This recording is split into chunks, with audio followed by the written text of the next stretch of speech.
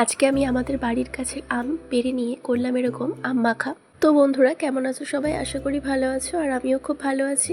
আর তোমাদের সাথে একটা নতুন ভিডিও নিয়ে চলে এসেছি। দেখো, আমি এখানে আম পাড়ার চেষ্টা করছিলাম, কিন্তু আমি পারছিলাম না।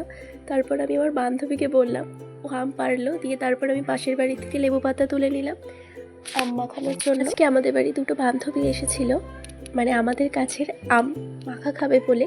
তাই আমি ওদেরকে বললাম যে ঠিক আছে, আম পেড়ে দে, দিয়ে তারপর আমি তোদের মাখিয়ে দেবো। কিন্তু আমি মাখাইনি, মাখিয়েছিল আমার বান্ধবীটাই। তাই আমি কেটে ওদেরকে হেল্প করে দিচ্ছিলাম। দিয়ে দেখো, আমার আম ছোলা হয়ে গেছে।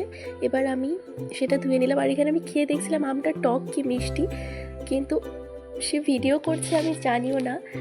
দেখো, আমি আম ছুলে ওদের দেখাচ্ছিলাম যে এইভাবে আম ছুলতে হয়। ওরা কিচ্ছু পারে না বন্ধুরা, সেই কারণে ওদেরকে আমি দেখিয়ে দিচ্ছিলাম। দিয়ে তারপরে আমটা মাখা করলো আমার বান্ধবী।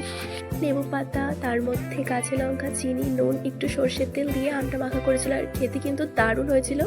তো তোমরা আমাদের ভিডিও দেখতে থাকো, আর কেমন হয়েছে আম মাখা সেটা কিন্তু অবশ্যই জানিও।